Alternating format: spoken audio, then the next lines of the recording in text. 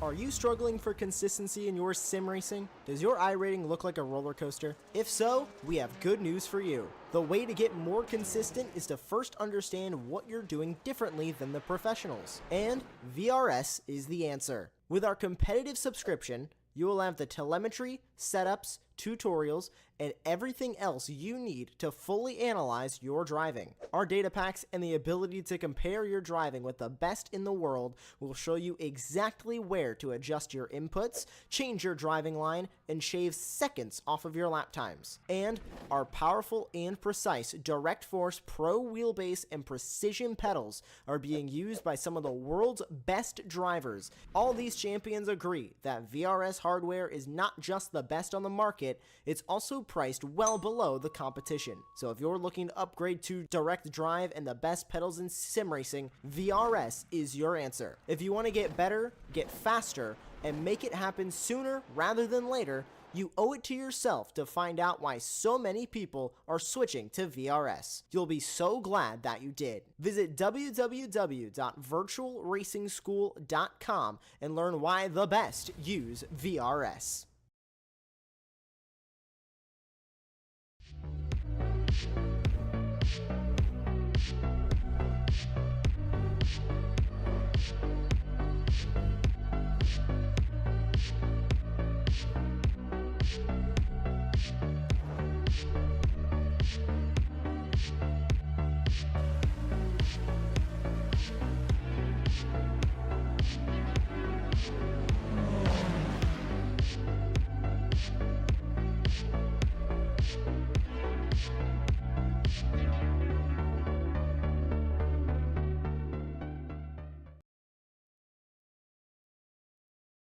It's the penultimate round of the season of the Apex Racing Academy Porsche Cup, and with all three driver championships as well as the teams championship all still to play for, tonight's 60-minute race at Hungaroring could be crucial to see who is crowned our season 12 champions. My name is Sam Fitzpatrick, alongside me is Aaron Smith. Lee Thompson is bringing you this stream on Apex Racing TV. And Aaron, we head into the second 60-minute race of the season. We had one at Imola last time, and that produced some incredible racing. We had 3 wide for the lead with 15 minutes to go in that race. And I'm hoping that this Hungaroring circuit, one that is not visited a whole lot really on the sim, is going to offer up yet another entertaining event.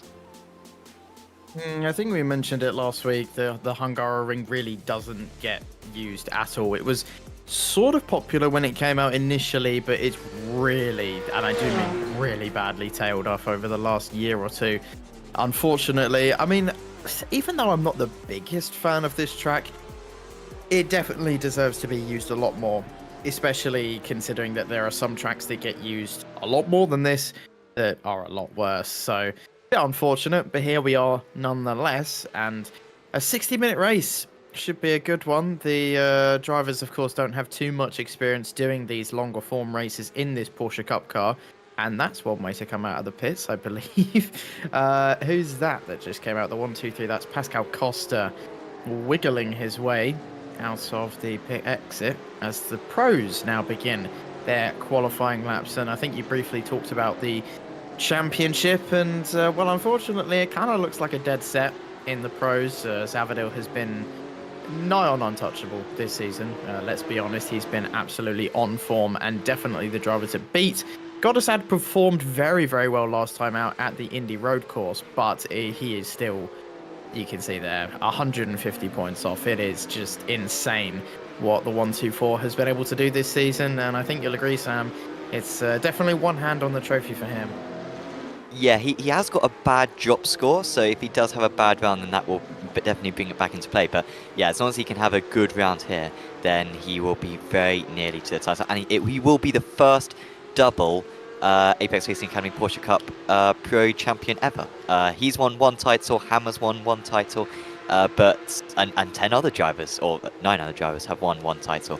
Never has anyone won 2, and Zavadil could go back-to-back, which would be a mighty feat. In the Pro-Ams, it's looking very good for Miroslav Svoboda, and he got another pole position as well tonight as well in the Pro-Ams, which I think is now 6 out of 7 for him. He has been incredible in qualifying, and that's really been the launch pad for him to beat out the Walk Racing Federation drivers. Marshall and Berg currently in second and third. In the amateurs, we currently have Helder Sequeira at the top, but this one's probably the closest one, and I think this is the one which is most alive. Steve Close was really good form a couple of weeks ago.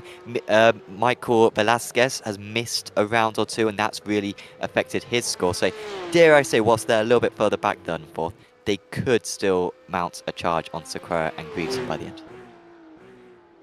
Oh, judging by how Steve Clay's qualifying has gone, I'd be a little bit more optimistic. He really has struggled around here. I mean, 1.9 seconds off Sabota. That is a long bit of time that he's going to have to gain in that 60-minute race.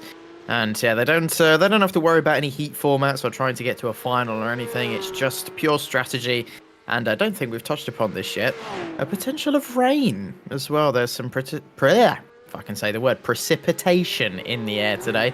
Not too heavy though. I think it's a maximum of about 30%, but it definitely should shake up the grid a lot more than it usually would. And it's not going to be as crazy as we saw at Indy, but it's still going to spice up the race a little bit, I think. Definitely going to affect those pit stops. Yeah, it could well play a part when it comes to the strategy. I think there is going to be a sprinkling of rain at some point.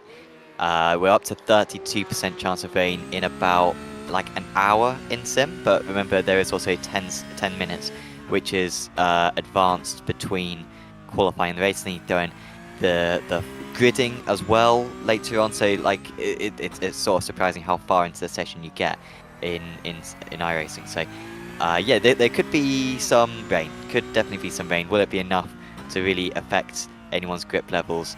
We will see. Pascal Costa needs all the grip he can get. So many long corners here at Hungaroring. He just about keeps it on the curb, which is generally the track limit. You need to keep one wheel on the curb, and Costa goes to the top. Strong time for him. Of course, our race winner last time out. For those who watched last time out, he had a bit of a controversial end to his Heat 2, and he did have the win taken away from him in that Heat 2, which I think everyone sort of agreed with, got demoted down to second. But in the race, there was no, or in the A final, sorry, there was no denying he was the fastest driver. He won by a canter, and yeah, he got his third race win of the season. Yeah, apart from that little blip that we saw in his heat race, it was a very good day for him, as he's just been pipped to provisional pole by 1,000th of a second through Philip Hammer, who has not been the quickest driver this season. We've mentioned it a few times, but he's just been really consistent and always up there. And we had the Simware Porsche Cup race yesterday as well, and it was no different. Pretty much, he's just kind of always up there, always sneakily fighting his way into the podium spots, but never really the quickest driver, weirdly. For a man of his experience, he definitely has his own little strategy, and it usually works, but I do think he does need to show a little bit more pace, and I think I'm right in saying that he's pretty much the closest one that's going to be able to top Dalton Zavadil, if anyone. So he kind of needs provisional pole if he wants any chance of topping the American. But even then, I think Zavadil's probably got this in the bag. Yes, he is looking very good, is Zavadil, and yeah, Hammer is second place in the championship. Hasn't won a round so far this season, but yeah, he is up there in second place as it stands. Of course, to reiterate, Sabota, like I said, over on pole position in the Prams. The Prams have had their qualifying completed. And Skofic, top of the amateurs, one of the drivers who joined mid-season, but he's very up there, 10th place overall, really mixing it with some of the pro drivers as well. So very impressive performance there from Asby. As Hammer goes back to the top, I think he lost that for a moment, didn't he, to Costa, but he's able to move back ahead. Lazarus crosses the line, he moves to 9th. We're still waiting for really a strong time from Dalton Zavadil, down in 6th place at the moment. Zavadil has been very strong in qualifying so far this season. He's got 4 poles out of 6 races, but he's not on pole at the moment. No, yeah, just completed that lap from him, and I was expecting him to go at least into the top 3, but just didn't quite match the pace of his rivals around him on that last lap. But let's see what he can do this time around. Looks a little bit wide going into turn 4. They're now into turn 5. That's Philip Hammer on the left, getting nice and neat out of the way. And from what I understand, I don't think track limits is too annoying round here. They're fairly lenient, as we've seen a little bit of a twitch coming out of the chicane there. And again, going into the corner, the car just doesn't really look as stable as we've seen from Dalton Zavadil all season. But I do think the off-tracks around here are a lot more forgiving than they are at other tracks. You can use the outside of the track to an extent, like there. He definitely went outside the white lines there, but was still on the curb, braking nice and hard down towards turn 12. Looked fairly nice and neat through there, nice under control, and into turn 14. I hate this corner with a passion. Don't really know how to take it, to be honest. All the way to the outside, little bit of slip on the exit. And then this last corner, kind of similar, turn 14. It's also a bit of a hellish corner. And very wide from there. Let's see what Dalton Zavadil can do. Is it going to put him on top? No, not even close. Yeah, gets him onto 5th position. Pedersen also improved. Lazarus improves as well. But it's struggling to improve. And you can see as well, just that lap, it doesn't look exactly like a fun lap, at least in this Porsche Cup car, does it? So much understeer and corner entry, and then whenever you're trying to apply the throttle, the rear end trying to step out as you accelerate mid-corner. So and of course, it's not the grippiest circuit as well either, this one, as far as I'm aware, albeit the track temperature is very low. It should stay decently grippy though, because since we started talking about the rain, the percentage of rain chance has gone down. So down to about 15% now, I think, the chance of rain. If it is going to happen, it's probably going to be in the first half hour of the race. So hopefully, fingers crossed, we get a little bit of rain, scare the drivers a bit. It doesn't look likely at the moment as we move into the last 2 minutes of this session. So basically the drivers have got this lap and that's it remaining for them to post their lap times. Yeah, they don't get to actually finish the lap they're on. As soon as it hits 32 minutes, it's over. And you are not allowed to finish your lap. You go straight into the race. And you're left wondering that why on earth you had to go half a second quicker on the lap that wouldn't have counted. I cannot tell you how many times that's happened to me. Something else I found out, Sam, and this is probably just going to be of interest to you and me. The Pro Mazda that we're racing is ever so slightly faster than this car. Slightly. I mean, but feels it's just a lot quicker. faster. I'd say that car. It's a bit like the Radical SR8 and the Radical SR10. Yeah. The SR8 for me feels faster because it's like really grippy through the corners, but the SR10 has so much more power that it keeps up. And I think that's the same with this. The Porsche has a lot more power, but the Pro Mazda is a lot faster through the corners. Yeah, I was kind of shocked to learn that. I think yesterday when we did the Porsche Cup race in Simware, these guys were doing 220s at the best, and I think we were doing 219s in pre-season. And those temperatures were ridiculous. When we were doing pre-season, it was like 50 degrees, something like that. As Godestad goes third place, that was a very good final lap from him. I don't believe anyone else is going to be able to finish their lap. Yep, everyone else has come into the pit lane. And, that's going to set our grid for all 30 drivers. But, Sam, I think the Pro Mazda, at least around Spa, about 2.5, 3 seconds quicker. So I was a bit shocked. I thought the Porsche Cup car would at least be the same pace, if not quicker. But I guess I know bugger all then. Yeah, I think around this circuit, I think the Formula cars will have a bit more of an advantage with the amount of corners. Maybe those straights at Spa giving the Porsche Cup a little bit of a helping hand. Good work from Godestad, as you were saying, up into that. He is in really good form last couple of weeks. He's really upped his form, probably been the joint fastest driver. So he will be looking for a good result. He is the second highest iRacing driver out there, so no surprise. You can see it's very cloudy, but we move on. On pole, Philip Hammer is on pole, ahead of Pascal Costa, the former teammates. I think they've still got a good relationship, so they should be fighting very closely at the front. Then it's Godestad, Svoboda up there in fourth, amazing from the Pro-Am driver. Then it's Salvatore Lane and Dalton Zavadil, his worst qualifying of the season. Corby Warren is in seventh. There's Hemming, Pedersen, Lazarus Hapacha Bjorkland in 12th. It's top of the amateurs, Asbiskovic. Great work from him.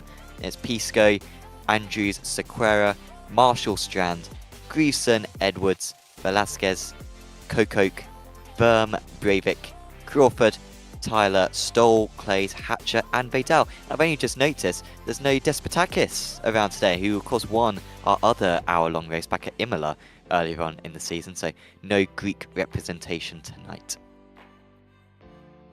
Yeah, that's unfortunate. He's been one of my favourite drivers, I think, this season. He's been really, really consistent, always been up there, been a very smart and sensible driver. So, yeah, real shame he's not here tonight. And I think he's currently sitting nice and neat in 3rd place in the Pro Championship. So, done well for a driver I've not seen too much of. So, fair play to the Greek man. And we do hope to see him next week at the final round. As, of course, only one driver holding us up. And there he is. And we can get ready to go racing. It is not the longest pit straight here, but it's an incredibly long run down to turn 1. So plenty of chances for a change of overtake. Philip Hammer looking for his first race win of the season. Away we launch at the Hungaroring. It's a better start for Costa. He is gaining and he has got the inside as well. Goddestad looking very strong as well. Goddestad might even try to make it 3 wide, looking in the middle, now looking to the outside. Costa versus Hammer is going to be heading into turn 1. Costa's got the racing line, you might have a little bit more grip. Hammer staying partially alongside at least. Behind them, Goddestad, Sabota and Lane all staying in line. Zavadil hasn't lost any places on lap 1 either, as Costa goes deep on the outside. Ooh. Sometimes we see this move work very successfully. He's got the inside for turn 3, and it looks like he has converted 2nd place on the grid into the lead on this lap 1. We also have a spin for Oyvind Breivik at the back of the field. Oh, that's Kim Andre Bjorkland, who's ended up going into the wall on the exit of turn 3. Not an easy corner, weirdly, in this car, as that's Goddestad overtaking Philip Hammer. He's really had a poor first lap, has the German. 2nd place man in the championship on pole has fallen back 2 places off of the start, and that is not an ideal thing to do here at the Hungaroring, as some drivers trying to go for a move into the turn 6-7 chicane. Not really enough room for 2 cars through there, but some drivers tried it anyway, and everyone ended up coming out the other side okay somehow, as Pascal Costa already 0.8 of a second ahead of Goddestad. That is incredible. But let's remember that some drivers are going to have completely different strategies to one another. Some drivers might be fuel saving, tyre saving, others might be going full send, because remember, the rain is coming, so it's going to require potential tyre changes, maybe, depending on how heavy it does come in the end. So some drivers might be thinking, oh, let's just push it to the max. We're going to have to change tyres anyway, so fuel does not matter. But what is Pascal Costa? Oh, that's a spinner Hemming in the background. That's Hemming. Oh, he's been hit by, is that Luke Andrews? Yeah, Luke Andrews has gone to the inside. I feel like Hemming probably lost it by himself. Oh, and then Andrews had nowhere to go. And of course, it's the teammates, isn't it? It is the teammates who have collided right there. Cube controls Reparto Corse. That is an awful start to the race for them. They do have a fast repair that they can use, but they've got to do an entire lap with a damaged car in order to use it, and they will not be able to get to the end of the race from here on a tank of fuel. They are limited to 60% fuel tank capacity. They should be able to go around a very, very low fuel consumption circuit like this, all the way to about 40 minutes. But yeah, they cannot get to the end of the race from here. By the way, leader of the Pro-Am still Saboda, leader of the AM still Skovic. Yeah, I think you mentioned it during qualifying. Skovic, very, very impressive qualifying and up 3 places from where he started. So amazing job from him so far. The Slovenian doing very, very well. And other drivers to note, Kokok up 9 places. Vidal up 12, got some big movers. And also some big losses. Hapasha.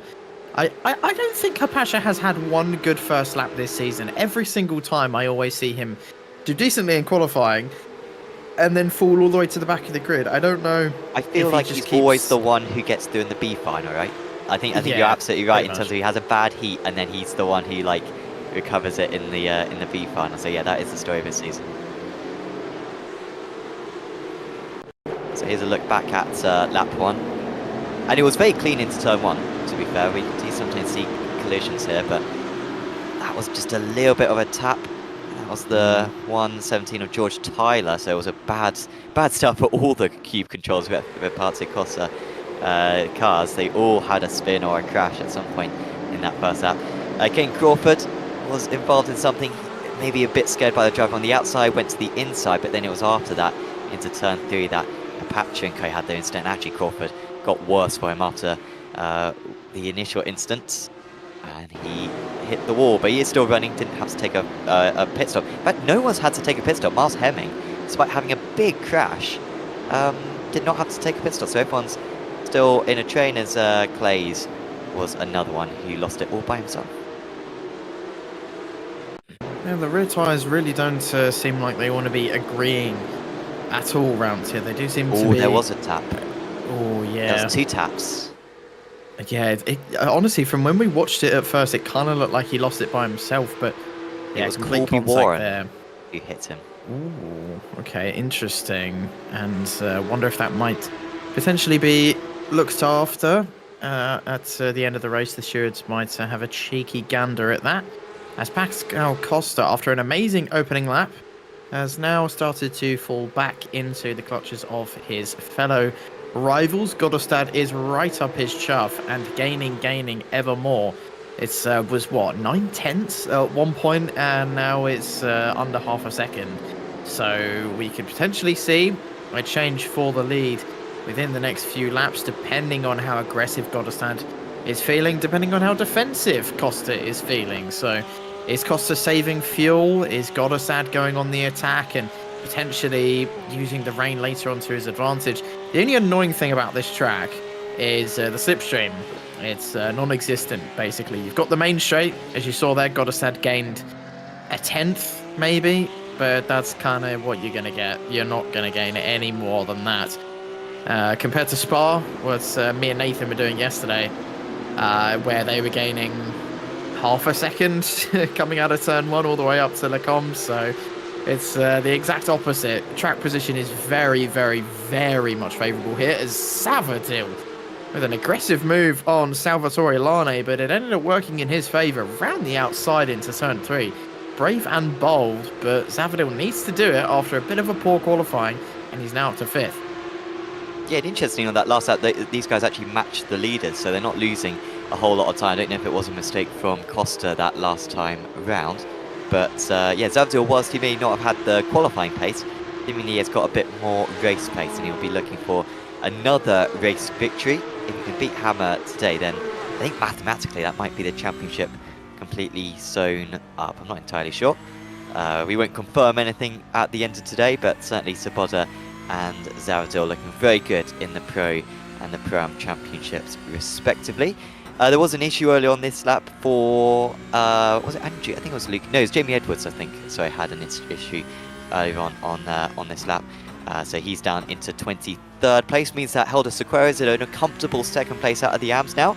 And he's putting some pressure on Frederick Kokok. Now, of course, Kokok is a Pro-Am driver. He has got a higher iRating by, well, he's nearly got double the iRating. Sequeira down at 2.2, Kokok at 4.1. But Sequeira actually qualified many places above Kokok. Kokok actually got a much better start and was able to overtake. So it might actually be the Amazon driver who's more likely to overtake than the Pro-Am driver to pull away. Well, we'll keep an eye on it, as Kokok, I think I did mention a few laps ago, amazing start, and now he's just got to build upon it from here. As he started, all the way down in 22nd place, I believe, if my maths aren't failing me. So, not a great session for him, but great race so far, as Velasquez looking to pass Grieveson, who's been holding him up for the last few laps, and Vidal looking to get past the pair of them potentially. Pro-Am versus 2 AMs. This should potentially be an interesting one. And then they've got Matt Strand up ahead of them, who I believe, after the taking away of Pascal Costa's win, meant he won that 2nd heat race. So he's the only non-Pro-Am driver to win a race so far this season, which we don't get to say very often in any Apex series, to be honest. It's always usually the pros, as you'd expect, winning. But when a Pro-Am or an Am does it, it's just a bit special. It leaves you with a warm feeling. Oh dear, hello, it's Gordon Marshall versus Sakara. And this is just for points playing positions, not in the same class, but Gordon Marshall wants to get past the AM nevertheless. Around the outside, this is going to be a bold move. Do not see many overtakes around here, but the Scotsman's going to give it a damn good go. Squeezing Sakara all the way to the outside. Little bit of contact between those two. And here comes Kokok right up the inside of Sakara. Just about manages to hold on to that 13th place. But it's Gordon Marshall up to 12. And that got awfully close in those final few corners. Yeah, I guess so. Yeah, so Quera and Marshall both got past Kokok, I believe. So yeah, it must have been a mistake from the Dutch driver to allow them both past. So Marshall can. Oh no, so Marshall fell into the clutches, didn't he? So Marshall was ahead of these guys, and then yeah, he made a mistake. Kokok and Sakura got close, but Marshall was able to hold on, and there's quite a queue now behind there. These guys, Matt Strand, who we were mentioning before, he got the race win last time out. The heat 2 started off dry, and then literally 2 corners into the race it started raining, and by the end of the race he was lapping 15 seconds lap faster and didn't win it on track. He was blocked on the run to the line, but he did get the result post race. So congrats to Matt Strand for that one. He was the highest point scorer in the amateur, in the Pro-Am, sorry, last time out. He's up to 5th in the championship. But looking to gain more places here as well. He's got Velasquez and Vidal very close behind him, and Strand, and Grieveson as well. But still, Marshall, maybe after that mistake on the previous lap, looking to rebuild the gap that he formerly had. I don't know if my eyes are deceiving me, but is it spitting? Potentially. I'm not sure. It looks very sunny. That's what like. You're seeing rain, I'm seeing sun. I'm seeing a bit of mix of both. I've seen a few drivers on this lap use their wipers, so I'm not sure. You know what? I don't know if you're. I think you're planting something into my mind. This is like Inception or something, and like you put an idea into my mind, and I think it's driving me crazy because yeah, I'm starting to see spots, but I think it's literally just. I think I'm imagining it. Let us know on the chat. Can you see rain? Because it's saying 0%. In the radar. By the way, we're down to 4% chance of rain now. Like the rain chance keeps going down, so it's almost certainly not going to rain. Yeah, that's a bit unfortunate. Was rather looking forward to the rain, but oh well. Unless this race goes on for another 4 hours, then we get 10% chance. So that should be good. Right. Yeah, just saw that. It was just an internet problem though. Luckily, the Czech Republic driver not crashing or having any incidents. I need to be careful who I talk about as well, because I had the worst commentator curse I've done in a while yesterday. I was talking so good about a driver. They were up 24 places from where they started, and I said, oh, they've been so clean. It's been a brilliant drive. Oh, okay, speaking of clean, that's not going to be very clean, as Matt Strand has completely bullied Kokok off of the track. But luckily, Matt Strand, I believe, backed out of that one and just let the Dutchman go. But yeah, yesterday, this driver was up 24 places, and I was like, oh yeah, they've been driving so clean. And as I was saying that, they punted someone off. So yeah, I felt solely responsible for that driver crashing. And let's hope I don't cause any other incidents today. Is Grieveson up the inside of Matt Strand into turn 12. That was a bit tricky though, as Matt Strand coming back at him, but couldn't quite manage to do it. Matt Strand been struggling the last few laps, admittedly, so falling further and further back into the clutches of Velasquez, Vidal, Verman, Hapasha. So gonna have to be watching in his rearview mirror over the next few laps, and a bit of a disappointing start to the race for a driver who, I mean, did so well at Indy. I know it was more strategy than anything, but I mean, surely the momentum should be with him. Yeah, well, he's currently in 5th place out of the Pro-Am, so not doing too badly at the moment is Strand, and I think we mentioned it earlier on, but the tyres are going to be a factor in this race. Usually, in these hour-long races, the drivers don't take tyres. We always ask the question, oh, will they take tyres, will they take tyres? And a couple of the AMs sometimes do, but they tend to have got it wrong. Because, of course, whilst the fuel and the tyres are taken simultaneously in this car, the fuel doesn't equate, and you're going to lose like 10 seconds in the pit stall, and you're not going to get that back. I think tonight it might be a little bit different. This is a very high tyre consumption circuit. I think the thing that will be helping them out is the fact that it's very cool track conditions. So it's pretty much as grippy as the track's ever going to be. But I think it'll be more of a question. The counterpoint to that is that this is such a low fuel consumption circuit. You're going to need to take so little fuel that taking tyres is even more of a penalty in the pit stall than normal. As we're alongside into the chicane, and he has made that one. That is Kane Crawford getting ahead of Breivik, and now Hemming gets past Breivik as well. Hemming's car remarkably pointing in the right direction, considering he had a big hit earlier on when he was spun around. Had a fantastic qualifying, actually did Hemming as well, qualified P8. Yeah, that car is still going. He will be soon into the pits though, I think, Hemming, because I'm sure he has got some damage, and we're soon going to be in the pit window where you can get to the end of the race on a full tank of fuel.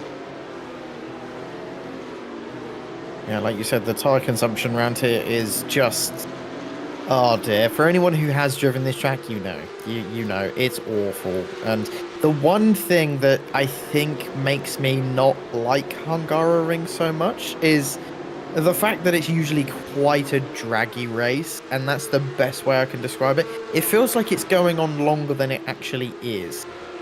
That's the only way I can describe it. It's a fairly short lap time around here. I mean, compared to a lot of other tracks that we go to in the Porsche Cup car. So, I don't know. This track is very hit or miss. I mean, the Hungarians that I am aware of, obviously, they love this track. It's like their baby, but I think to the rest of the world, this is a very Marmite track. You kind of love it or you hate it. What do you think, Sam? Yeah, I haven't really done much racing around here, so in terms of a racing perspective, but of course, it's most famously known for Formula 1. And it's an odd one in Formula 1 where like 80% of the races around here in Formula 1 are absolute rubbish. And then every 5 seasons, it's casually like the race of the season.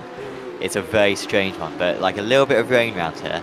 Like it sometimes rains, but like very rarely at Hungaroring. But when it does rain, it's really good. But I like the factor of just the relentless nature of it. It is a proper testing circuit. And yeah, the tyre conservation as well is going to be important. You're going to see plenty of marbles as well on the side of the track by the end of the race. And not a whole lot of overtaking, but I personally like circuits like that. Long Beach, fantastic circuit. Love to struggle to overtake. It really does make those battles much more intriguing than just drafting straight past someone. And right now, Ben Pedersen is feeling maybe the opposite of that, because he cannot get past Corby Warren on that last lap. He was 0.03 of a second faster, but could not muster an overtake into T1. Well, I mean, famously, the Hungaroring was the first Formula 1 race, I believe, to be held behind the Iron Curtain in, I think it was 1986. So this is a pretty old track, considering. It does feel newer than it actually is. I don't know, it feels like it was made kind of in the early 2000s, but it's not. It's been a while. It's been around for a lot longer than that. And I think the F1 drivers are fairly the same as we are. You know, it's an alright track. I don't think really anyone loves it or hates it. It's not really changed over the last 40 odd years. It's relatively the same throughout its entire history. It's had a few little things here and there, chicane removed or added here and there, but it's largely the same layout that we had all that time ago. The biggest change off the top of my head is the first sector has been changed a lot. I think even 20 years ago it was a lot narrower, a lot tighter. The first few corners were completely different. It was kind of a bit of an off-camber corner, whereas now it's, I wouldn't say better, but it's just a lot nicer to take and a lot more consistent. Whereas the old layout, you kind of were hoping and praying going into the first corner. Yeah, I mean the pit straight is much longer as well. They whacked on an extra like 200 meters, I think, on the pit straight in order to encourage overtaking, and I think it was a good change. Yeah, I think that change was made for the 03 season, if I recall correctly. By the way, there was a couple of moves for, well, I was going to say Kane Crawford again a couple of places, but he has decided to let them all go again. He has got some damage on that car. He feels like he can get to the end of the race, and so he's going to pit now, take his fast repair, and yeah, tried to do a big undercut on the other drivers, and I wouldn't be surprised if we have a few other drivers who are maybe getting a bit stuck out there who decide to also come into the pits very, very soon, because getting some clean air around this circuit could be very useful. Welcome to everyone in chat, by the way, Kenneth and Libo and Parija as well, for all tuning in. Parija supporting Corby Warren out there, who might be receiving a penalty later on, unfortunately, but he is doing well, at least before the penalty. He's up there in P7 as it stands. This is the biggest battle out here. Matej Hapacha now up to 19th place after his issues earlier on in the race. He was one of them. Many drivers on lap 1 hit the wall, but none of them had to come back to the pits. Very soft walls, it seems like, around this Hungaroring circuit. And he's got past Thomas Verm. I'll probably start pulling away, but Verm has still got to look in his mirrors because he's got Stoll, Andrews, Tyler, Bjorkland and Edwards very close behind. Yeah, Hapacha and this car in general, a lot of them are taking a big old whack, especially up the rear. Weirdly, they can take a big beating in that rear bumper. Of course, where the engine is, which just makes it even more concerning. I don't know how they're able to take such abuse, these cars, as that is Bjorkland coming into the pits. A few drivers thinking that the early stop is going to be the way to go. And we'll find out, of course, later on if it is the way to go. And ooh, I mean, he was pushing it. that was close, yeah. Yeah, that was awfully close. As Hemming now coming into the pits, I think you were talking about that he probably will be one of the first drivers with a huge amount of damage to come in and get that car fixed. And hopefully we can see some more pace on the Dutchman as we jump back up to Colby Warren, who has a little bit of a pack of cars behind him. I was going to say 2 Australians, but I would have immediately offended Corey Lazarus. So 2 Oceanic drivers, then. That's a better way of putting it. You've got the Aussie of Pedersen and the Kiwi of Lazarus occupying his rearview mirrors. Yeah, and I think in terms of time zones, probably worse for Pedersen. I'm not sure if he's east or west coast, but I think Lazarus will be playing with 11 hours of time difference, which is bad, but at least it's like in the very early hours of the morning, whereas Pedersen's basically in the night, I think, right now, with only about, 9 hours, 10 hours of time difference. So, yeah, credit to both these guys for getting up early on a Wednesday morning to race. By the way, Kane Crawford, I feel like Kane Crawford may have come into the pits twice. I feel like he just came into the pits 2 consecutive laps. Yeah. So bad news for Kane Crawford, or maybe he was serving a drive-through. Yeah, I think he was serving a drive-through the first time out, because I guess incidents. I'm not gonna. Yeah. We're not sure what the incidents are, but yeah, he probably got a drive-through. Luke Andrews is next into the pits. He was another driver in this big pack, and so a couple of them have decided to come in. And he's also a driver with a lot of damage. He came across his teammates, I think, earlier on, who had spun at the final corner and hit him. That's why he's got front damage. And Alistair Hatcher's also in. I don't know how Hatcher Here's a got... penalty. Oh, does he? Okay. Well, yeah. Oh, so not a drive-through, though? Or maybe he's going to try to serve them simultaneously, or serve one then the other? Potentially. I mean, that's what I was going to suggest with Kane Crawford, is we saw him come into the pits, so potentially he just got a pit exit line penalty or a speeding penalty and had to come in and serve that as well. I'm not sure. But yeah, Hatcher, when I was briefly looking at the radar, just to check, it might potentially rain, I saw he had a black flag. Of course, no idea what for, but could be for anything at this point. It still says 3% chance of rain in the next 4 minutes. It probably will change as soon as we get to 2 p.m. in sim, because looking at the radar, absolutely nothing. No, I'm not seeing any precipitation at all. So iRacing lied to us. It was at 1.40% chance of rain at the highest. Oh, and there goes Vidal letting past Hapacha. Didn't even bother fighting that one. Yeah, that was very courteous of him to lift off and let Apache pass. Vidal's still up 11 places, but yeah, we're looking at 4% rain now, unfortunately. So it's unlikely that we're gonna get any. But it was 4% before the session started. It went up. We got excited when it went up above 30%, but it looks like the few clouds that there are going to dodge this Hungaroring circuit. As Vidal continues in 19th place. None of the drivers taking tyres so far. It does seem like they're all just taking fuel, and it is very short fuel pit stop as well. So, I mean, we're talking Andrews took 12 seconds worth of fuel.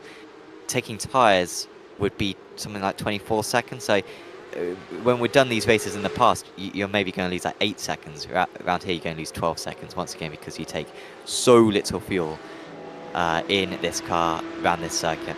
Costa is slowly edging out the gap. It's 1.2 seconds, but seeing that they have got to do an entire hour on these tyres, it's maybe going to be more complex than just this pace. Hammer in there in third. Sabota keeping up in fourth. He's still in the mix, doing very well for a Pro-Am. Zavadil as well, still in the mix. So top 5, all in shots right now, and I think all have a shot at winning tonight's race. I don't think they're going to be able to win the evening, but I think honestly at this point, Zavadil. You didn't have to highlight it, Aaron. No, I did, and I will. Anyway, I think Zavadil is probably using Sabota at this point. I would be doing exactly the same thing, and probably just getting in that slipstream, saving fuel, saving tyres, as he doesn't really seem to have the pace that he's had in previous weeks. So the way that he's going to be able to get ahead of these drivers in front of him is probably through strategy. And we've seen a couple of other drivers, especially at Imola, taking huge risks. I believe it was Despotakis who at Imola just was amazing in the pit strategy, saved like a few seconds, and of course ended up winning that race. Yeah, it was either Hammer or Despotakis. Yeah, I think Hammer went from like third up to first in the pit stop, and then lost it again afterwards. But yeah, like he took and it really caught us unawares as well, because he wasn't even that much in the draft, and then he managed to take like 2 seconds less of fuel. So yeah, it could certainly change it. Of course, Hammer's third right now, but he's a bit further back from the lead than what he was back at. Oh, he's 2.2 seconds off. I guess that is quite similar to where he was at Imola. So yeah, he's got a decent chance. Oh dear. As that's wide for Pedersen. I think that's a bit of strategy. They're not teammates though, these guys, but nope. Certainly seem deliberate. Libba in chat, apologies, saying that Corey lives in Australia. My apologies on that one. I think we've been told that, or at least I've been told that maybe in previous seasons quite a few times, and I always forget it. So thank you for correcting us on that one. So yeah, they're even worse when it comes to the time difference. I think for both Corey and Ben, I think we're talking at about 20 to 7 in the morning, I think, at the moment for both those drivers. As Pedersen comes into the pits, he had just, of course, lost that place to Lazarus, and now he's pitting. Yeah, maybe that's why he has come into the pits, because, I mean, let's not forget that when you do come into the pits, you end up cooling your tyres down. It's a little bit of a strategy that some drivers do use to pit early, cool their tyres down, and then they're able to push again for at least a few laps, get those tyres nice and working. Maybe that's what Ben Pedersen's doing. That last lap, he did look a little bit on edge, and the car didn't really want to do what he was telling it to. So perhaps just a little bit of mind games there with Ben Pedersen, and he's going to be one of the drivers we're going to be keeping an eye on, as he's pretty much the only front runner so far to come in for a pit stop. And I think it's about 40 minutes these guys can go on a tank, give or take. So, you know, give it another 10 odd minutes and we're going to see a huge flock of cars coming in. You've already seen a few drivers here and there, you know, trying to gamble on going in early, but I'll be honest, I've rarely seen it work in iRacing. It typically, in this sim, I was going to call it a game there and offend millions of people, but in this sim, it's always just run the tank until it's dry, and that's usually what drivers tend to do in real life. The only time you don't is if you're in multi-class racing and you know you're going to lose time, but they're not doing that today, and they can just focus on running that tank all the way until they're on fumes. Yeah, one of my favourite cars on the sim, of course it's not been used properly for a long time, is the Williams FW31. And of course in that, of course you had refueling. So back in the before the 2010 season in Formula 1, you used to have, well, around this circuit, you'd have 2 stops, maybe even 3 stops. Michael Schumacher famously winning back in 1998 with a 3-stop strategy. And that wasn't tyre limited, that was just fuel limited. You would be so much faster with lower fuel that you would be able to make up the extra pit stop. And that was a lot of fun, but there's not really any cars like that, unfortunately, on iRacing, where you can go for the short stint. The IndyCar to a certain extent, but even that is more fuel limited. You can't actually go that far on a tank. The tanks are very small in the IndyCar. So yeah, you don't even have the option of going for a 1-stop. You have to generally go for a 2 or 3-stop race anyway. But yeah, it would be cool if I don't know, if the fuel weighed like 10 times more than it was, than it is, then it would be like a really cool strategy thing where, oh, you know, do I put 50 litres in at the halfway stage, or do I go for 225 litre stints, because you might be 3 seconds a lap off the pace? That is genuinely a change that I would make, even though it's insanely unrealistic. It definitely, I mean, we're talking realism here, Sam, in iRacing. I mean, the GTPs are 10 seconds quicker in the game than they are in real life. Yeah. So, you know, that's, iRacing's been struggling recently, but of course, hopefully that will get fixed sometime this year. But I get what you're saying. I definitely do. It does seem like some cars on iRacing fuel doesn't really do anything. I mean, again, going back to the Pro Mazda, it feels like it does nothing. I think we were talking about it last week at Phillip Island. It feels like having extra fuel in the car does literally nothing. I guess that's just old iRacing for you, a little bit less advanced, of course. And I guess in GT cars as well, the fuel doesn't have as big of an effect as it would in Formula cars. Of course, they weigh a lot more. They're less reliant on downforce, so I guess that's the only reason. I mean, they are still quicker on lower fuel, of course, but just not as much as you'd think. Yeah, it's not a big difference. Matt Strand might be in line for a move. Behind these guys, I've got Gruson versus Hapacha. Hapacha making up another place, up to 15th. Now needs to make sure that he doesn't get a little bit of glue mid-corner, but Hapacha up into 15th. How far up could he get? Maybe top 10 could be possible. Well, probably not top 10, because you got to remember we've had Ben Pedersen come in, but I think P11 might be possible for Hapacha, the man who actually started in P11, so he might get back to where he was, which considering he crashed on lap 1. It would be a good effort. Steve Clay's into the pits, got a driver getting out of the way, and that almost... Oh, I think it probably did affect Hammer a little bit. I mean, he would have had a bit of concern that Astor Hatcher was going to hit the apex and potentially cause an issue there, but Hammer didn't lose too much time, at least to Golestad, who has continued to lose a bit of time to Costa. Meanwhile, the gap's now up to 1.8 seconds. None of these guys coming into the pits. Oh, not well. Actually, no. You know what? George Tyler just took, I think, 4 tyres. He was certainly stationary for a lot longer than most of his rivals. So maybe the 4 tyres is an option. But yeah, we haven't seen many drivers go for it. And of course, if these guys don't pit now, then they won't be paying for the 4 tyres, because if you are going for 4 tyres, you want to pit on the halfway mark so you get the fresher tyres sooner. We're seeing some drivers pull some shapes down this straight. Salvatore Lyons very much going for the MotoGP line at Bananaring. The straights where you go to the inside and then you weave back. He's been doing that every lap. And Corby Warren, credit to him, he's following in his tracks. But yeah, that is Lane's defensive tactic right now.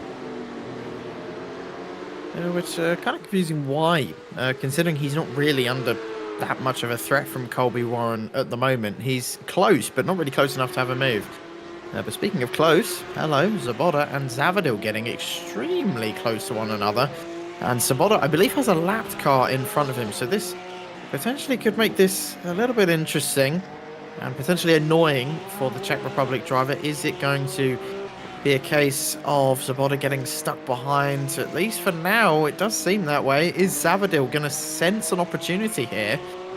As the backmarker's refusing to get out of the way, and Sam is not liking this.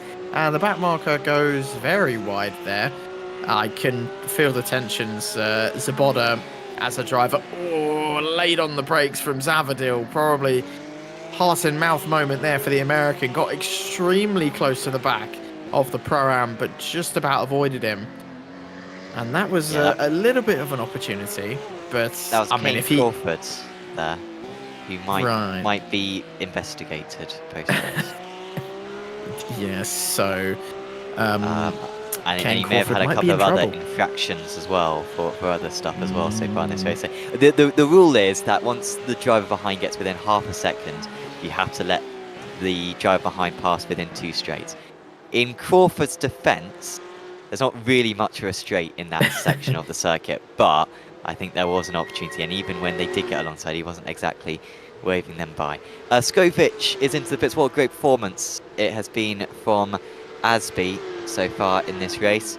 Only made his debut a couple of weeks ago, but he's been a really good addition to the series since, and this would be by far his best result. If he can convert it, he'll be looking for a nice 13-second pit stop.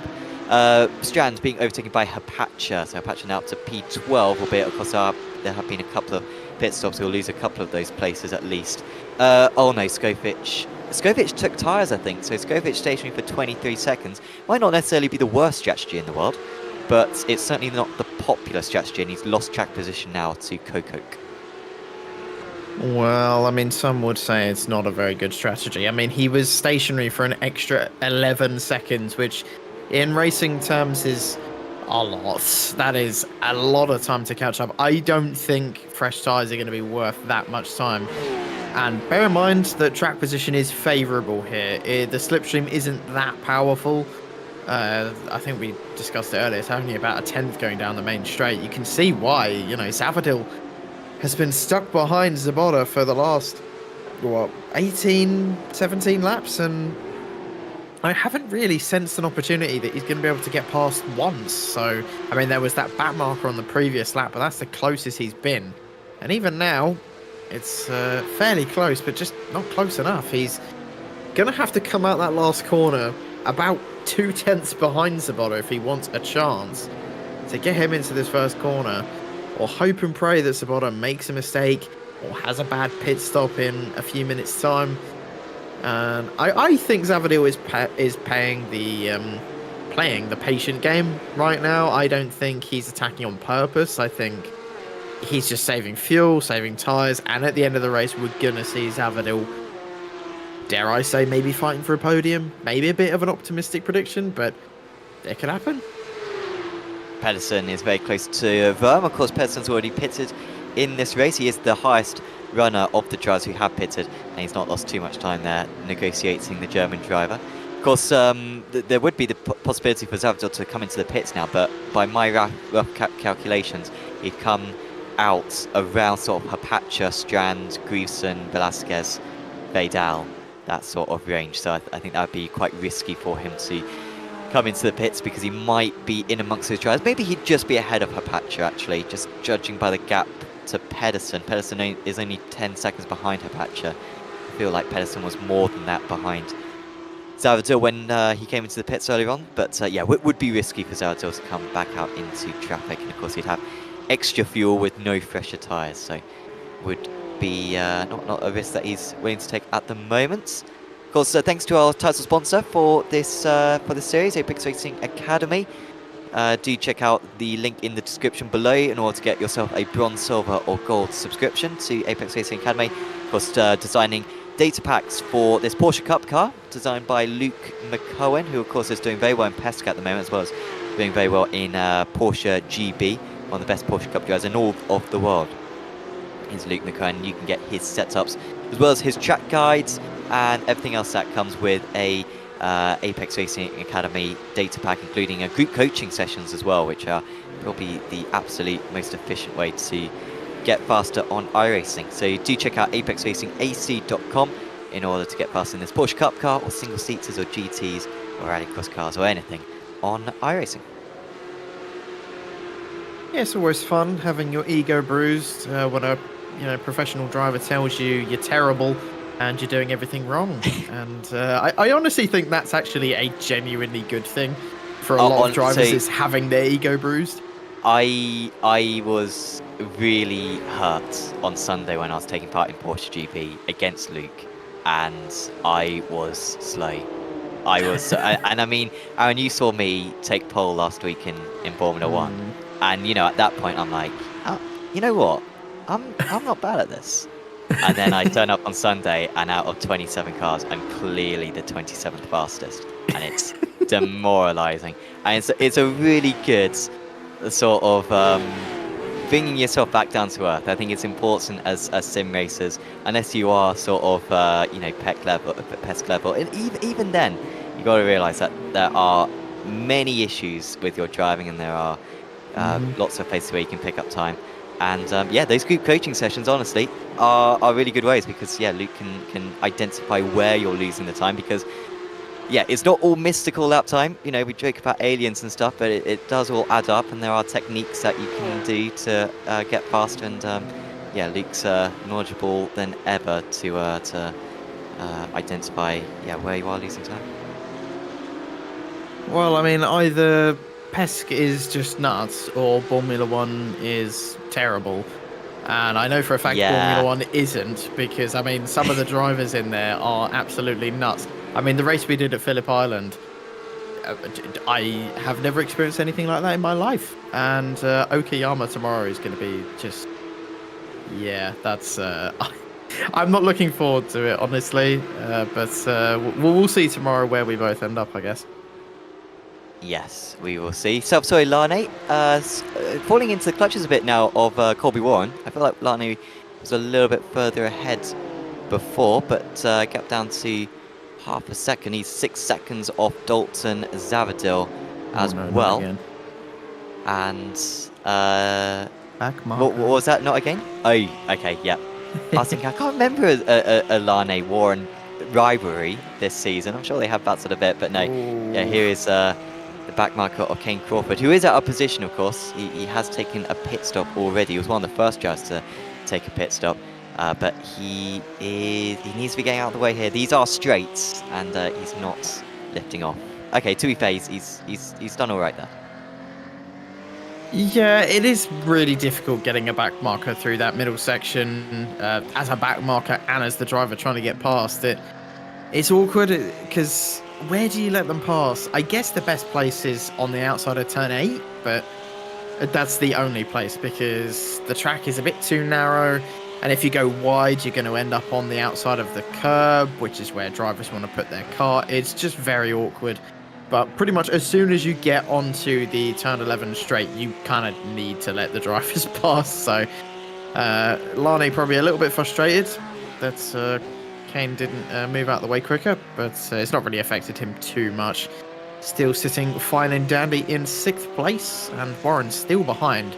And I can imagine if we do another season of Porsche Cup in the next few months, Sabota and Lane are probably going to be pros, because, I mean, their pace compared to the rest of the field over the last few rounds has just been insane. Yeah, certainly Sabota, especially if he wins the title, will unquestionably be a pro, and I think he'll mix it well. Of course, Philip Hammer was a Pro-Am once upon a time. He's won the Pro-Am and the Pro title, has Hammer, and of course now he's one of the most formidable drivers. So yeah, Sabota can certainly follow in those footsteps. I am wondering if Costa's going to come into the pits on this lap. We're really getting to the point now where the fuel is going to be at its limit. I sort of thought they'd go like 40, 41 minutes, so this is actually maybe one lap further than I thought. And no, they've still got another lap, so that's good news for Costa. I'm sure Godestad was praying that Costa would come into the pits, so that maybe Costa would get a lap of traffic, or just a sign that he was going to have to take more fuel, Costa, but he keeps going. And very few drivers really tempted. Really, Ben Pedersen was the only front runner, only driver in the top sort of 9 positions to come into the pits earlier on. And by the way, just an update on Asby Skofic, he was one of the few drivers who took 4 tyres. I don't think it's worked for him. He came out of the pits 1 second behind Kokok, who did not take tyres, and he's now half a second behind Kokok. So either he's stuck or those tyres are not yielding him the grip that he wanted. Matej Hapacha is into the pits. Yeah, I think he's probably carrying a bit of damage as well since the start of the race, but he's done fantastically since. And yeah, he is in for his pit stop and still looking for an overall top 10 as possible. I think it will be a bit tricky for him to get into that top 10, but definitely not impossible, especially with so many drivers going to be pitting in the next few laps. Any one of them could get drive-throughs or stop and goes or whatever, it could happen. And that really will open up the points for Hapacha, who has had a really tricky season so far. And it would be really nice to see him actually have, you know, a good one, because some drivers have been very, very unlucky this season. He comes out in 20th, just ahead of Breivik, and he did not take tyres. Definitely the strategy to go with. Tyres, I mean, they don't wear enough really to justify taking them. And again, you lose 11 seconds, which is just nuts. And there we go. Everyone now should be coming into the pits. Oh, Hammer stayed out. Yep, Hammer doing his fuel strategy again. Yeah, and even back at Imola as well, whilst he was very short on the pit stop, he still feeling on the same lap, but today he's able to go the extra lap. Zavadil's going on, Svoboda going on. I'm sure Costa and Golister will be praying that the drivers around 10th place do pits, so they don't have to deal with some extra traffic. But Costa's stationary, so too is Godestad, and we're looking for maybe as low as 11 seconds stationary. Costa 11.85. Godestad 11.95, so very similar pit stops times. Svoboda 12.3, that might leave him vulnerable against Zavadil in a moment. But crucially for Costa, he comes out in some clean air, so good opportunity for our race leader, and Svoboda still the leader of the Pro-Ams after that pit stop. Yep, Svoboda done very, very well. Lane, I was about to say not so well until I realised that Gordon Marshall hasn't pit yet, so never mind. I was going to say, that is insane that he's managed to lose second place. But no, don't worry. Lane is still in net second place in the Pro-Ams, as I'm weirdly shocked that a lot of drivers are able to go this extra lap, to be honest. I thought it would have been a lot closer. But Philip Hammer, Zavadil, Warren, Lazarus, we've seen those guys get stuck behind another car pretty much for this entire race. Hammer getting stuck behind the race leader for most of it. Started to back off over the last sort of 15-20 minutes. Zavadil got caught behind Svoboda, of course, and they should be coming into the pits now. And yes, here comes Philip Hammer, and everyone else should be pitting on this lap. I'd be very surprised if anyone had an extra few litres in them, as in comes Zavadil as well, in comes Warren. And we can see what kind of times these guys are going to be doing. It's going to be crucial for the likes of Zavadil, of course, who was stuck in 5th, I think, right behind the Pro-Am current leader of Svoboda. Where's Philip Hammer going to be? We know how incredible his fuel saving can be. So I'm just keeping an eye on that pit time and shock.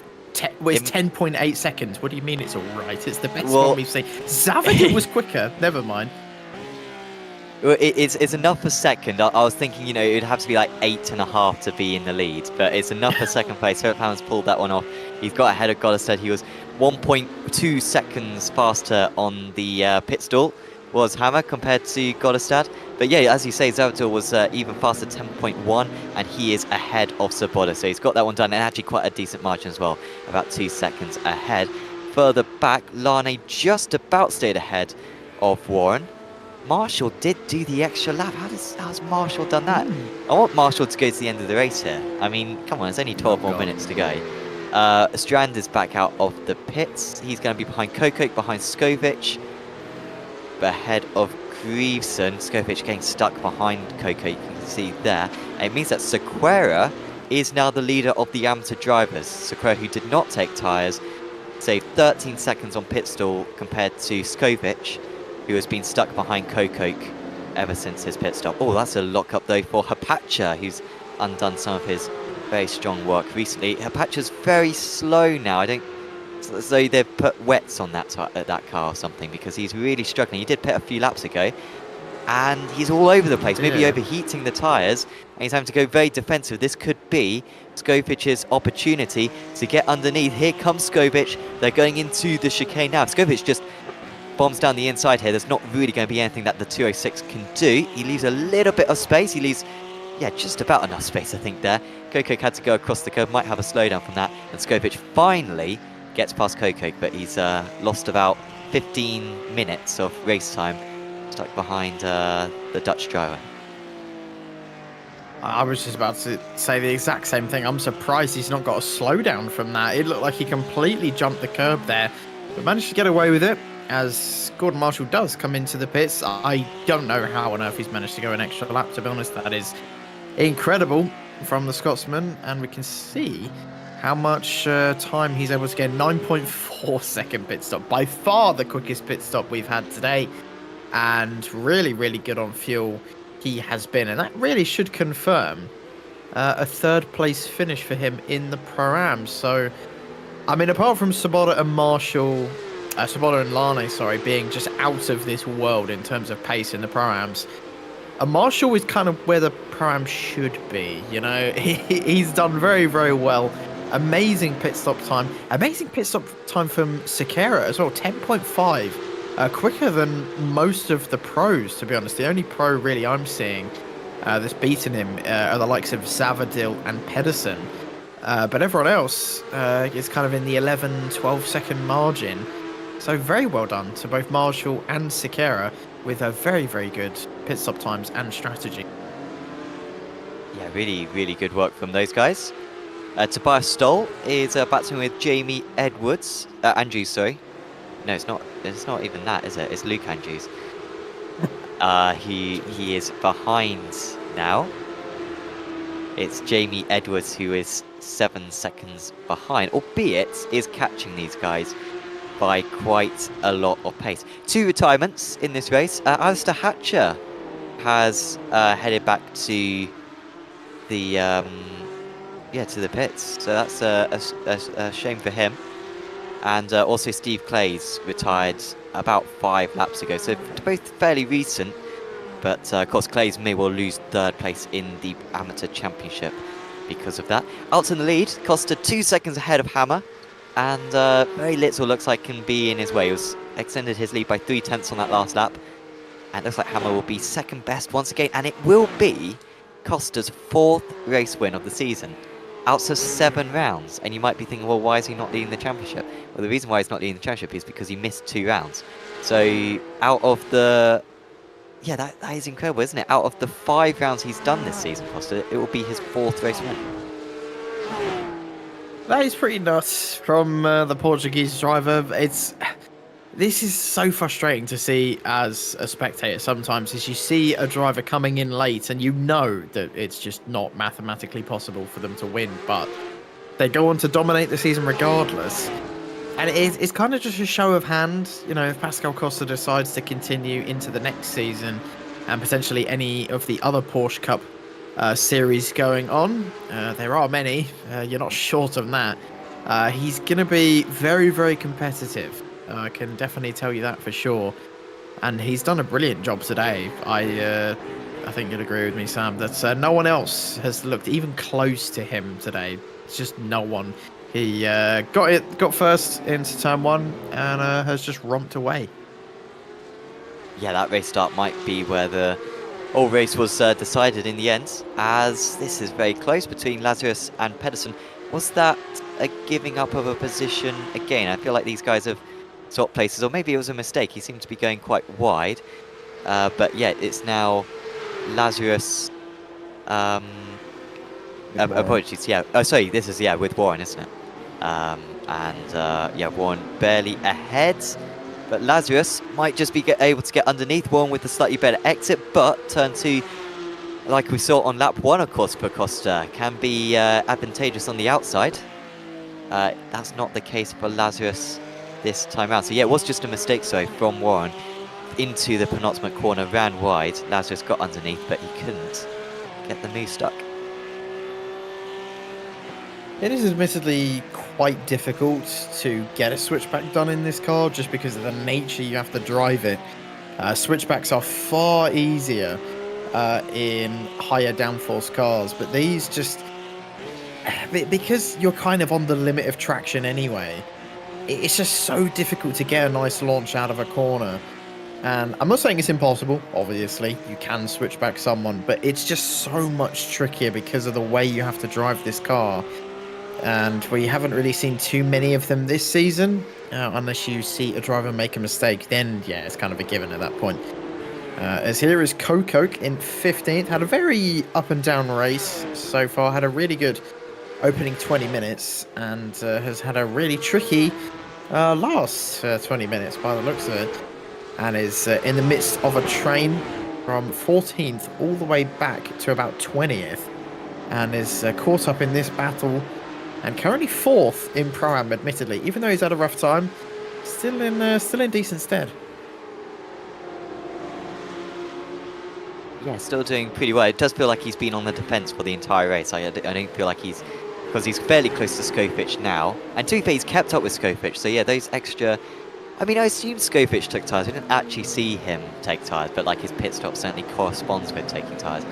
But his pace certainly isn't reflecting those fresher tyres.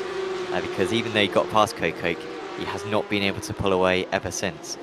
So Coke might be able to get one of those places back, but I think it's more likely that he'll fall into the clutches of the Norwegians behind Strand and Bjorklund. Bjorklund, of course, got caught up in a crash on lap 1, I think with Hepacha. Started up in P12, actually, did Bjorklund. So he's probably got more pace than these guys. As here comes the move from Strand. It was a little bit of a late one. Coke afforded him room, and he could not get it done. Now, will he dive to the inside for turn 2? Yes, he does. Again, it's a little bit of a half-hearted overtake, and Coke barely stays ahead. I don't think he'll be particularly happy with that one, Will Coke, because, yeah, Strand was sort of half committing to a couple of moves there. Yeah, that's when those accidents tend to happen, is when both drivers, both attacking and defending, it just are a bit unsure what each other are going to do. You know, one person kind of sticks their nose up the inside, not really sure if they should go for it, and then the driver defending doesn't really know if they're going for it. They maybe block up or go a bit wide, and then chaos ensues from there. So to have excellent racecraft, you have to have confidence, but there's a difference between having confidence and being stupid. You know, launching it from 3/10 back is, well, I mean, you know, is it A or B? You know, come on now, there's a big difference. And on this lap anyway, Strand has definitely been one of them, and maybe going for silly little moves here and there. Very lucky not to have made contact going into the second corner. But he'll probably have another go at it. Got about, I think, 3 laps to go, including this one that we're on, I think. But my math skills famously are terrible. Yeah, so it's 3 laps to go for these guys, isn't it? Yeah, for the leaders it's 2.5. For these guys it is 3. Yeah, they are basically half a lap now behind Pascal Costa out in the lead. Of course, this is a 1 minute 46 lap that these drivers have to deal with around this Hungaroring circuit. Of course, one more round to go for next week. We head to Suzuka, so looking forward to that one. My favourite circuit, and a very good circuit as well. Breivik versus Edwards. I feel like these two have swapped places a couple of times. Breivik's the faster man recently, and he's got past, and 6/10 clear as well already. So Breivik moves up into 25th place overall. That's 6th place in the amateurs as well. That will be as far up as he gets through the order. To be tuned back in with Gordon Marshall and Defendov Helder Sequeira. 2 of the shortest pit stops we saw out on track, and Marshall just dropping back into the clutches a little bit in these later stages. 0.2 of a second, and he's got 2 laps to hold on. Well, track position, like we've mentioned a few times, definitely the most important thing around here. And Gordon Marshall, I think, has got this in the bag. I've probably jinxed him, to be honest. I am so sorry, Gordon, if you don't end up keeping this, but Oh, we'll have to wait and see as they head now around the final corner for the second to last time. And onto the main straight. There you go, the 222 and the 308. Shakira having a very, very impressive race, must be said, and Gordon Marshall as well. Just a shame that Gordon Marshall didn't have a better qualifying. Might have seen him inside of the top 10 if he had managed to get a better lap. Bjorklund getting very close to the back of Strand, as Strand has now kind of fallen away from the group in front of him over the last few corners and potentially backing himself into the guys behind, but still should be okay for the time being. Bjorklund looking very racy though, and I can sense a move coming very, very soon. Possibly not into the next few corners or even on this lap, but maybe a last lap send from Kim-Andre Bjorklund for what's been a very, very tough race for him. He'll probably want to at least get something out of this. Yes, done as well as he could do after the setbacks earlier on. Few drivers going beyond the track limits now. If you got 1Xs to spare, they got 20 of them to use across the race. So if you got them spare, may as well use them now. Goldestad's been getting closer and closer to the back of Hammer. This is pretty much as close as he's been. It was a 10th faster that last tour of the circuit, but turn 1 was his best opportunity, and that has gone by. So Hammer looking closer and closer to that second place. The absolute veterans of the series in that top three. Goldestad's been around for many years. Costa as well, and Hammer as well has certainly been part of the last 4 seasons, I think, of the Apex Racing Academy Porsche Cup. So yeah, really great to see these guys sticking with the championship and still fighting for the top positions. But yeah, just got half a lap now. Zavadil's just set the fastest sector 1 of anyone. 8.8 seconds back. You do wonder where he would have been if he wasn't stuck behind Svoboda for the first 35-40 minutes of the race. Well, they came into the pits and they were about, 15 odd seconds behind, and it's now 9. But most of that probably was gained in the pit stops for Zavadil. But Svoboda has managed to keep with Zavadil. But then again, the American might have been fuel saving like crazy, so that might explain it. But really impressive from Svoboda. He's had amazing pace today, and he's going to get a huge chunk of points. And, well, we could see 2 potential championships wrapped up already, as Costa fittingly drifting it round the second to last corner. Yeah, it's going to be another race victory for him from second on the grid. He is going to take the penultimate race of the season.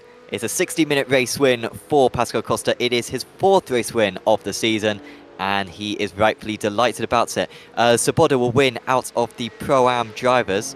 Helder Sequeira is in a very tight battle with Mattea Hapacha, who has caught these guys very late on. Hapacha absolutely flying along. I hope Sequeira doesn't have any fuel issues, but yeah, seemingly really catching a lot right at the end here. Is Hapacha was over a second faster on that last lap. He's not quite going to get Marshall, but what a performance from him. Sequeira, of course, is going to have one hand on the amateur trophy. Came into this round as the amateur championship leader, but only by a couple of points over Adam Greveson, with Greveson some 6 places back. It looks very good for the Andorran driver to take his first title. 1 round to go for him, but he's put himself, no doubt, in pole position for the final round of the season. And this string of cars, Hemming and Greveson, who I think well, yeah, did not have good lap 1s. It wasn't a good lap 1 for Cube Controls, Raparte, Costa. And interestingly, Greveson not being given the position there from Hemming. Greveson could have done with that 1 extra point in the Amateur Championship, but they did not change places on the last lap of the race. And we'll just have our final few drivers across the line. But yeah, in the end, do you think it was the turn 1 that decided it? And do you think if Hammer had led after lap 1 that he would have won today's race?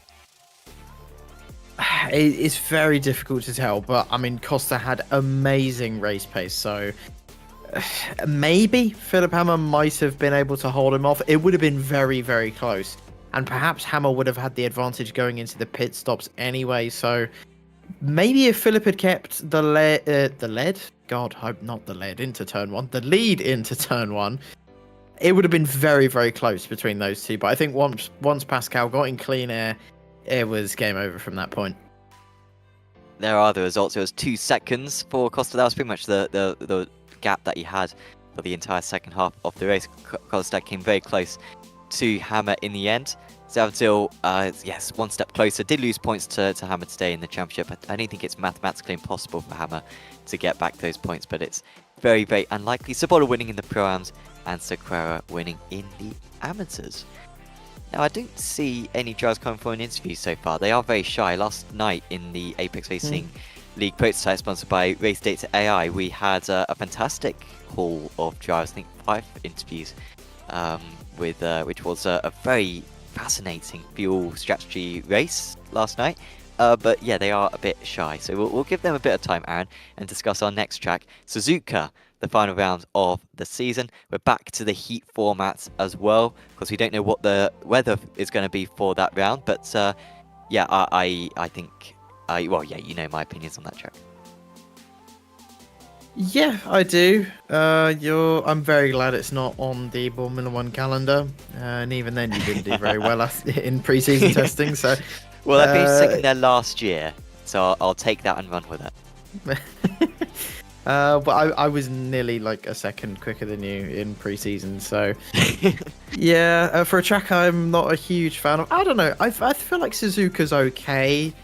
I don't know. I've always found it really difficult to gel with it. I understand why people like it. I really do, but for me, it's just always been. I don't know. I've never had great luck at Suzuka. I mean, probably skill issue, obviously, but I don't know. It's fitting that it's the final round. I guess Suzuka, of course, being famous for hosting final rounds over. It's a long history, but in my opinion, Fuji better. So, you know. Well, yeah, that's something that we definitely disagree with. The stream's going to end soon, but if anyone wants to bully Aaron for that opinion, feel free to do that. Yeah, Steve Clay is just letting us know in chat, by the way, having a fever. So unlucky on that one, Steve. And yeah, best of luck for the final round of the championship. But it doesn't seem like anyone's going to join us then for an interview. So I think that will be about it for us. We'll wrap up now. But of course, the final round of the season is next week. So make sure to tune in to see the crowning of our champions in the final round of the championship at Suzuka. Of course, there's plenty more streams coming up on Apex Racing TV in the next few days. We've got the Apex Racing League GT3 Trophy on Thursday, which is always a very entertaining race, one of our most competitive series on the channel. We've got Radicals on Friday as well. Of course, we've got Rick Tech, and we've got various other series as well happening. So do tune in for all of that on Apex Racing TV. And you know what? We have just had a driver who's quickly popped in to have an interview, so we may as well drag him up. We've got Asbi Skovic with us now. Asbi, congratulations. That is a second place result. But we do have to ask you, of course, about the pit strategy. Do you think, we believe you took tyres, do you regret taking tyres at all? So what happened is, at first when I was adjusting the fuel before the race, the setup wouldn't allow more fuel. So, and also I do another series where there's a mandatory pit stop in these longer races. So I was like, okay, I need to pit for fuel. So I fueled for like half the race, then went to the pits, didn't change tires.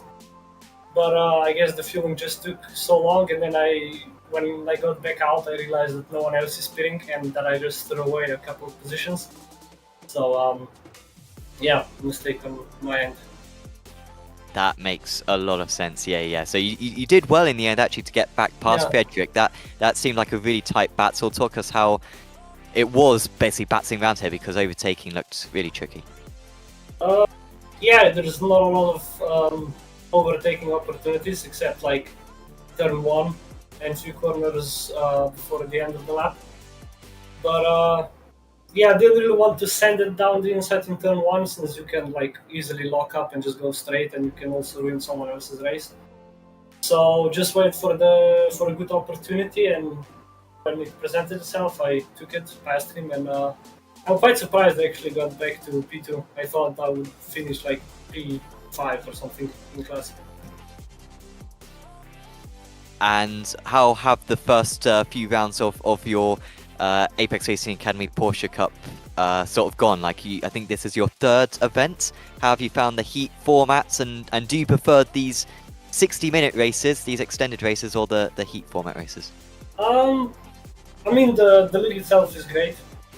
Did have some, I would say, tough moments in the first round. I got spun at the back straight, so I threw away the race. But yeah, I think I prefer the heats, since there's more action, like shorter races. Even if you mess up in the first heat, you can still get into the finals, like you did in the last round. But yeah, the league is great. People are fast, and yeah, I just enjoy driving Porsche Cup cars, and I'm happy that I found this league. Superb. So yeah, really good that you are enjoying the league, Asby. Is there anyone you want to give a shout out to? Just my friends if they're watching. I sent a few of them the link to the stream, so maybe they're still watching. So yeah, if you are, thank you. If not, it's okay. Yeah.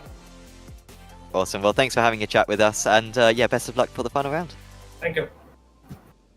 Asby Skovic there, your 2nd place in the amateurs. So yeah, that is pretty much it for us then this evening. Once again, subscribe to the channel, check out our social medias as well, and of course check out Apex Racing Academy, link in the description below. But for now, from myself, Sam Fitzpatrick, from Aaron Smith, and from Lee Thompson, we will say goodbye, and we'll see you back next time.